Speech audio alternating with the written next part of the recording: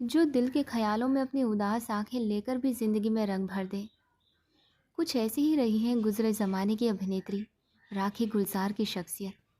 70 के दशक से लेकर 90 के दशक तक पर्दे पर प्रेमिका से मां बनने तक के सफ़र में राखी ने दर्शकों को अपने कई रूप दिखाए। देश की आज़ादी के दिन जन्मे राखी ने पर्दे पर अपने किरदारों से दर्शकों का दिल मोह लिया था। फिलहाल राखी साल 1970 से साल 2000 तक के 30 सालों में शानदार अभिनय से फिल्म संसार में अपनी अलग पहचान बनाने वाली राखी गुलजार मुंबई से दूर एक फार्म हाउस में एकांकी जीवन जी रही हैं। राखी एक किसान की तरह रहती हैं, सब्जियां उगाती हैं, बागवानी करती हैं। उनके इस फार्म हाउस में कितने ही किस्म के कुत्ते और बिल्लियों के साथ बहुत से जानवर रहते हैं, जिन्हें वो अपने हाथों से खिलाती पिलाती भी हैं। राखी के बारे में ये बात बहुत कम लोग जानते हैं कि ये स्टार रहते हुए भी अपने सभी काम खुद करती हैं, चाहे घर के कामकाज की निगरानी हो या कानूनी मसले या इनकम टैक्स जमा कराना हो। यहाँ तक कि राखी ने कभी अपने लिए प्रचार एजेंट नहीं रखा। राखी अपने एक इंटरव्यू में बताती हैं, मैं समझती हूँ कि इंसान अपने जो भी काम खुद कर सके उसे वो करने चाहिए। मैं जब लगातार शूटिंग में व्यस्त रहती थी तब भी रविवार के दिन अपने बहुत से ज़रूरी काम निपटा लेती थी। देश आज़ाद होने के कुछ घंटों बाद ही राखी का जन्म पश्चिम बंगाल के रानाघाट में हुआ था। देश विभाजन से पहले राखी के पिता का पूर्वी बंगाल में जूतों का अच्छा खासा व्यापार था, लेकिन विभाजन से कुछ समय पहले ही वो पश्चिम बंगाल के नदिया जिले के रानाघाट आ गए थे। आज़ादी के दिन जन्मे राखी मजुमदार अपनी आज़ादी को कितनी अहमियत देती है, ये सब उनकी ज़िंदगी को देखकर समझा जा सकता है। राखी से अपने एक इंटरव्यू में पूछा गया था कि वो इतनी एकांत प्रिय क्यों हो गई हैं। इस पर राखी का जवाब था, मैं अब चकाचौंध की दुनिया में नहीं रहना चाहती। मैं काफ़ी फिल्में कर चुकी हूँ। मुझे अब न ज़्यादा रुपयों की ज़रूरत है न फिल्मों की। मेरी दुनिया अब पनवेल का मेरा फार्म हाउस है, जहाँ मैं हूँ और मेरे प्रिय जानवर। मुझे अपनी आज़ादी से प्यार है, जहाँ मुझसे कोई सवाल नहीं कर सकता। ऐसे ही दिल्ली के अंतर्राष्ट्रीय फिल्म समारोह में एक स्क्रीनिंग के दौरान राखी से पूछा गया था कि इतनी फिल्में करने के बाद आज अपनी ज़िंदगी को आप कैसे देखती हैं। तब राखी ने कहा था, मैं अपनी ज़िंदगी स्वतंत्र ढंग से जीती हूँ।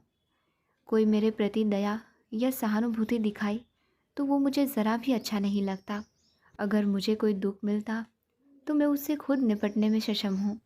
मुझे रोने के लिए किसी के कंधे का सहारा नहीं चाहिए। मैं फिल्में भी वही करती हूँ जो रोल मुझे पसंद हो। आगे वो कहती है, मैं कभी मुश्किल हालात में रही तब भी मैंने पैसों के लिए कोई भी फिल्म साइन नहीं की। मैं अपने मुंह से अपनी तारीफ़ करना पसंद नहीं करती, लेकिन आप ध्यान से देखेंगे तो मैंने हमेशा लीक से हटकर और चुनौती वाली भूमिकाएं ही की हैं। राखी की ये बात सच है कि उन्होंने हमेशा चुनौती वाली भूमिकाएं ही की हैं दोस्तों। हालांकि वो बचपन में एक वैज्ञानिक बनने का सपना देखती थी, लेकिन नियति को कुछ और ही मंजूर था। राखी 16 साल की भी नहीं हुई थी कि साल 1963 में उनकी एक पत्रकार और फिल्मकार अजय विश्वास से शादी हो गई।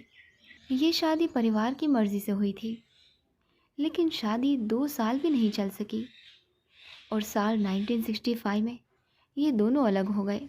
बता दें कि राखी के पति अजय ने हिंदी और बांग्ला में प्रथम प्रेम, संबंध, समझौता और भाग्य चक्र जैसी फिल्में बनाई थी। जब राखी की पहली शादी नाकाम हो गई तो उन्होंने फिल्मों का रुख किया। शुरू में उन्होंने 3 बांग्ला फिल्में की, लेकिन तभी राजश्री प्रोडक्शन के सेठ ताराचंद बड़जात्या ने राखी को अपनी फिल्म जीवन मृत्यु में ले लिया, जिसमें उनके नायक धर्मेंद्र थे। साल 1970 में जब जीवन मृत्यु प्रदर्शित हुई तो वो सुपरहिट हो गई। इसके बाद तो राखी के पास एक से बढ़कर एक फिल्मों के प्रस्ताव आने लगे, लेकिन राखी ने समझदारी दिखाते हुए कुछ चुनिंदा फिल्में ही की। राखी ने एक बार बताया था कि जीवन मृत्यु की शूटिंग के दौरान ही उन्हें फिल्मों के कई प्रस्ताव आने लगे थे, लेकिन उन्हें तब राजकुमार बड़जात्या ने सलाह दी थी कि कभी आंख बंद करके फिल्में मत करना। उनकी वो सलाह उन्होंने हमेशा मानी। जीवन मृत्यु के बाद राखी ने सुबोध मुखर्जी की फिल्म शर्मिली साइन की और फिर सुनील दत्त की फिल्म रेशमा और शेरा में इन्होंने काम किया। ये दिलचस्प था कि शर्मिली में राखी जहाँ कंचन और कामिनी के डबल रोल में थी, वहीं रेशमा और शेरा में उनकी भूमिका छोटी ही थी। लेकिन इन दोनों फिल्मों में राखी को शशि कपूर और अमिताभ बच्चन जैसे उन दो अभिनेताओं का साथ मिला जिनके साथ राखी ने सबसे ज़्यादा फिल्में की। शर्मिली में राखी ने अपने दिलकश दोहरी भूमिकाओं से सभी का दिल जीत लिया। ये फिल्म सुपरहिट हुई तो राखी भी सुपरहिट हो गई। उधर रेशमा और शेरा में राखी का काम सुनील दत्त ने देखा तो वो दंग रह गए। सुनील दत्त ने अपने एक इंटरव्यू में कहा था कि शूटिंग के दौरान वो क्षण में कभी नहीं भूल पाता जब राखी ने ऐसा अभिनय किया कि मेरी आंखें खुली रह गईं।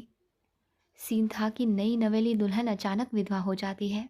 इस पर राखी ने एक ही पल में अपने हाथ की चूड़ियाँ तोड़कर माथे से बिंदिया मिटाकर एक झटके में जिस तरह तहस नहस किया, उसे देख मैं ही नहीं बल्कि हमारी सारी यूनिट हैरान रह गई।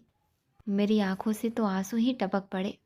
हम सभी को एक पल के लिए लगा कि हम सच में ऐसा कोई हादसा देख रहे हैं। उधर राखी के शुरुआती दौर में ही फिल्मों में विधवा के रोल करने पर कुछ फिल्मकारों का मत था कि ये लड़की पागल है क्या, शुरू में विधवा के रोल करेगी तो इसे हीरोइन कौन बनाएगा। लेकिन राखी अपनी इन शुरुआती फिल्मों से ही एक सशक्त और लोकप्रिय अभिनेत्री बन गई। फिल्म शर्मिली में तो राखी के अभिनय के कई रंग एक साथ देखने को मिले। फिल्म में एस.डी. बर्मन के संगीत से सजे नीरज के बेमिसाल गीत राखी पर फिल्माए गए तो समा ही बन गया। इसके बाद तो राखी एक ऐसी स्टार बन गई जिनके साथ तो हर फिल्मकार, हर अभिनेता काम करने के लिए मचल उठा।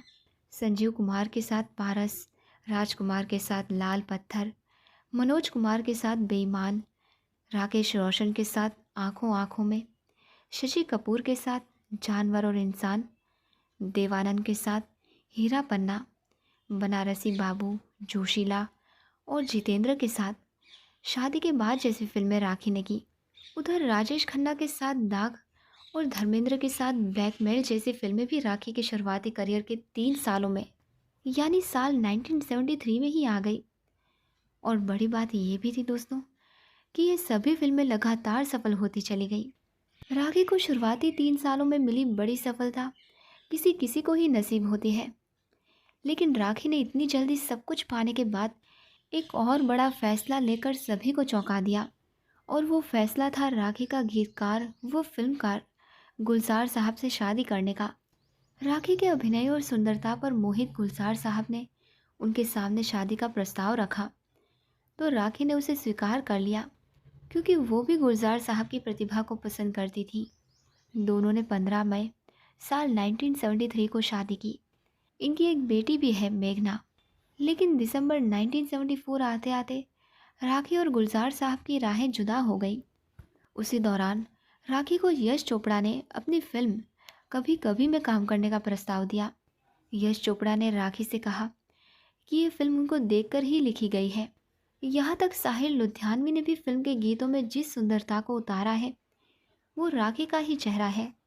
यश चोपड़ा के साथ राखी ने दाग फिल्म करके उसी साल अपनी ज़िंदगी का पहला फिल्मफेयर पुरस्कार भी जीता। अमिताभ बच्चन और शशि कपूर के साथ ये फिल्म करने के लिए राखी काफ़ी उत्साहित हो गई।